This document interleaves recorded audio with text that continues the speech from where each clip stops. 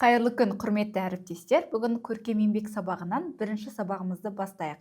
Бүгінгі сабақтың тақырыбы білім алушылардың жобалық іс-әрекетін ұйымдастыру және жетекшілік ету, жобаны жоспарлау, жүзеге асыру және таныстыру. Көркем еңбек сабағында жобалық оқытудың тиімді ұйымдастыру дегеніміз не? Сіздің сабағыңызда оқушы өнім жасай ма, әлде тек тапсырма орындай ма? Осы мәселеге тоқталып кетейік. Егер де біз оқушыларға тек қана тапсырма беретін болсақ, ол ұмытылады. Неліктен? Себебі оқушылардың біріншіден қызығушылығы артпайды, яғни тек қана баға алуға бағытталады. Оның барлық мақсаты. Яғни ақпарат ол ұзақ мерзімді жадыда сақталмағандықтан, тек қана бағаға бағытталғандықтан ол тапсырма әрине ұмытылады. Ал жоба жасау бұл есте сақтап қалудың тиімді тәсілі деп айтсақ болады. Оқушылар жоба жасау барысында олар көптеген ақпаратты есте сақтап қалады. Неліктен? Себебі ол кезде оқушылар өздері қызығушылық танытады, ақпараттар өздері іздеп бастайды. Яғни проблемаларды өздері шешкендіктен, әрине ол ақпараттардың көпшілігі есте сақталып қалады. Жобалық қызмет дегеніміз не? Жобалық іс-әрекет бұл оқушылардың нақты мәселені шешуге бағытталған, нәтижесінде нақты өніммен аяқталатын оқу процесі. Енді бұның ерекшелігіне тоқталып кететін болсақ, бұл жерде теория емес, яғни тәжірибе. Көпшілік жағдайда біз оқушыларға теория беру арқылы оқушылардың қандай іс-әрекетті жасай алады, сол қабілетін білмей жатамыз. Олар кітаптағы ақпараттарды жаттау арқылы тек қана ақпараттарды қабылдайды, яғни оны тәжірибе ретінде жүзеге асырмайды. Теория бұл жерде жобалық қызмет, яғни теориялыққа емес, керісінше практикаға бағытталып, көптеген тәжірибе жинап бастайды. Бұл жерде жауап емес, шешім. Яғни бұны қалай түсінсек болады? Нақты ақпараттың жауабы айту арқылы емес, сол берілген мәселе, проблема арқылы оқушылар бұндай жағдайда қандай шешім қабылдай алады. Яғни осы ерекшелікті атап айтсақ болады. Бұл жерде біз нені бағалаймыз? Оқушы жоба жасау барысындағы процесті, оған қоса нәтиже бірге бағаланады. Мысалы айта кететін болсақ, оқушы тек қана сурет салмайды, онымен қоса өнім жасайды. Мысалы макет, дизайн, бұйым. Бұл жерде көріп отқандарыңыздай процесс пен нәтиже бірге бағаланылып отыр. Бұл жерде яғни оқушы тек қана теорияға ғана басымдық бермей, өзі практикалық жұмыс жасап жатыр. Бұл не үшін маңызды? Бүгінгі білім беру талаптарына сәйкес, бірінші креативті ойлау, екінші проблема шешу, үшінші командалық жұмыс, төртінші практикалық дағды. Әрқайсына бір тоқталып кететін болсақ, креативті ойлау, яғни оқушы сол тапсырманы көру арқылы бұл идеяны қалай шешсем болады дегендей бірнеше мысалдарды ойлап бастайды.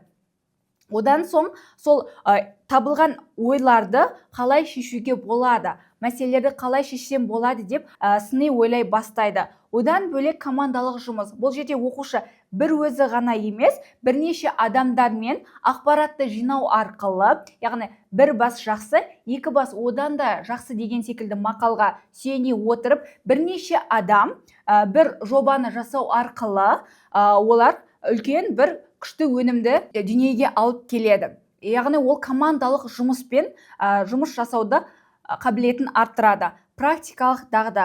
Бағана айтып өткенімде, жобалық жұмыста көбінесе теорияға емес, практикаға бағытталады. Оқушы өзі ізденеді, өзі мәселені шешеді, өзі сол командамен жұмыс жасау арқылы практикалық дағдысы дамиды. Бұлардың барлығы жобалық оқыту арқылы қалыптасады. Жобалық іс-әрекет, жобалық қызмет бұл оқушының біріншіден идея алып келеді, одан кейін жоспар, өнім, презентация. Осы жолмен өтетін оқу процесі. Әрқайсына кішкене тоқтала кететін болсақ, бірінші мұғалім бұл жерде бағыт-бағдар береді. Яғни осындай тапсырма, сендерді қандай идея қоссаңдар болады деген секілді бағыт-бағдар арқылы келесі олар жоспар жасайды. Сол идеяға қатысты қылып жоспар жасайды. Одан кейін өнімді жасау барысында олар жоспар бойынша қызмет етіп, жұмыс жасап, талқылап өнімді жасап бастайды. Соңғы этап бізде презентация, яғни жасаған өнімдерін олар көпшілікке көрсету арқылы қандай өнім жасады, соны барлығына таныстырып өтеді. Нәтижесінде бізде нақты өнім, тәжірибе және дағды қалыптасады. Енді біз қарапайым сабақ пен жобалық сабақтың айырмашылығын айтып кетейік. Бірінші, қарапайым сабақта көбінесе теория, яғни біз кітап бойынша или басқа да план бойынша біз тек қана теорияға бағыттаймыз. Ал негізі бұндай оқыту көбінесе үлкен бір прогресс алып келмейді. Неліктен? Бұл жерде бірінші айтып кеткенде оқушылардың қызығушылығы болмайды. Бұл жерде сұраққа тек қана жауап беру керек деген секілді, не болмаса баға алу керек деген секілді инициатива туғандықтан оларда көбінесе қызығушылық болмайды. Одан келесі мұғалім орталықта. Бұл жерде мұғалім ғана сабақты түсіндіреді, мұғалім ғана бүкіл теорияның бәрін айтып береді. Ал бұл негізі кішкене дұрыс емес, себебі қазіргі таңда мұғалім ол фасилитатор, яғни бағыт бағдар беруші, бақылаушы болып табылады. Ал одан соң бір ғана жауап. Қарапайым сабақтарда оқушылар негізі өз ойын айтуға қымсынады. Неліктен? Себебі ол жерде дайын ақпарат тұрады, дайын ақпараттың бір ғана жауабы болады. Егер мен дұрыс айтпай қалсам деген секілді ой туғандықтан олар көбінесе өздерінің ойларын айтпай жатады. Соңғысы, қарапайым сабақтың соңғы айырмашылығын айтып кетейін, яғни бағаға бағытталады.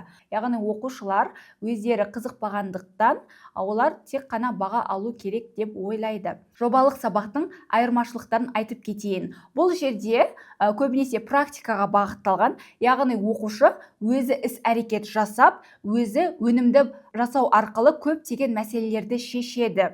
Бұл жерде оқушы орталықта болады. Мұғалім бағыт бағдар беру арқылы оқушының қызығушылығын артырады, жасаған өнімін қалай жасау керек, не істеу керек деген секілді басқа да оқушылармен қарым-қатынас жасау арқылы, презентация жасау арқылы оқушыны орталықта қоя аламыз.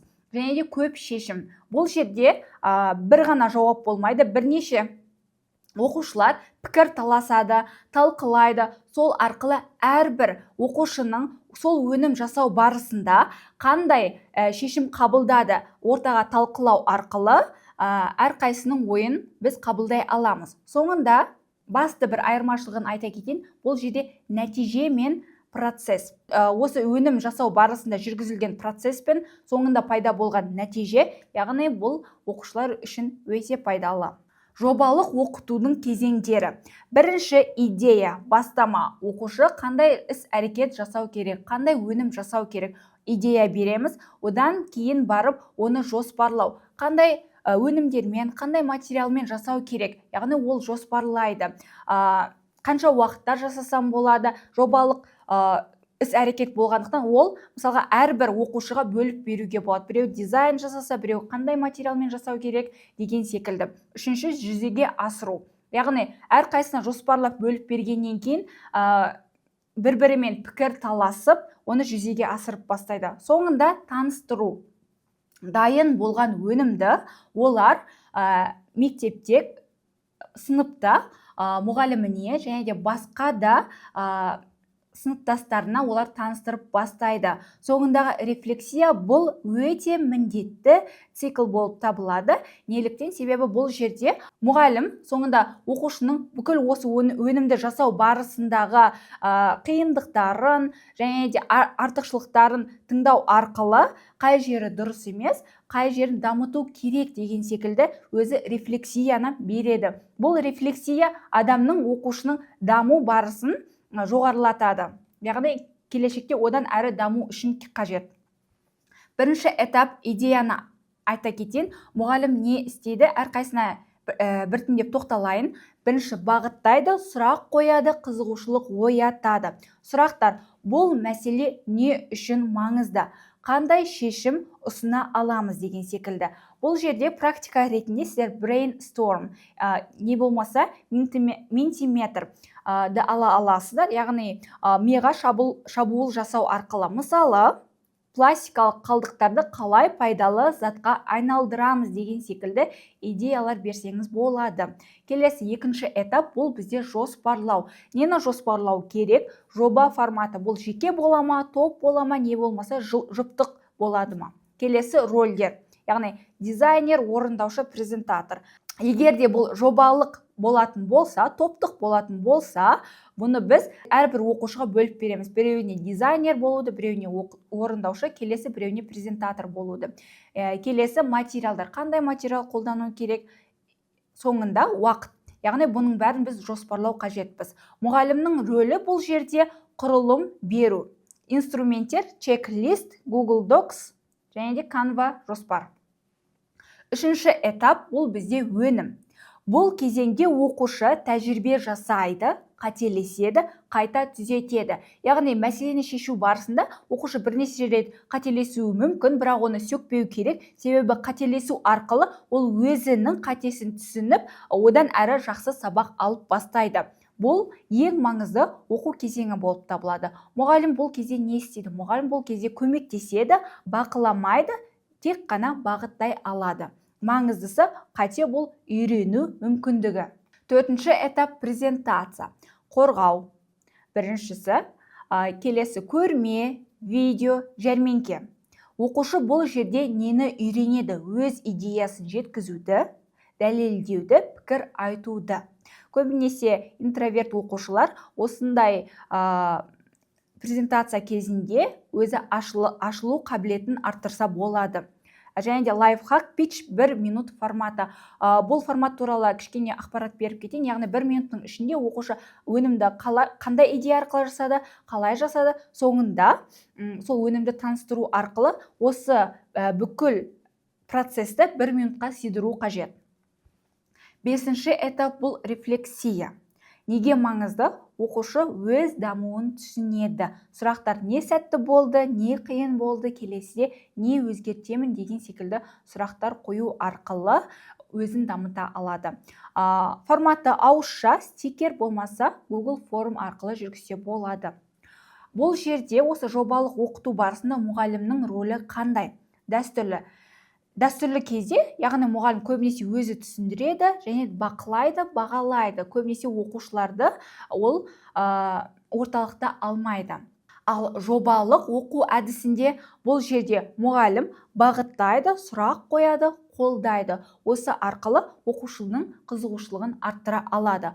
Мұғалімнің бұл жердегі мамандығы, яғни фасилитатор болып табылады. Жобаға мысалдар көрсетіліп кеткен. Мысалы, ақылды шам жасаса болады, эко-үй, апсайклинг бұйымы, ұлттық стильдегі сувенир. Интеграция, өнер, технология, инженерия және экология болып табылады. Назарларыңызға көптен көп рахмет. Біздің бірінші сабағымыз осымен аяқталды.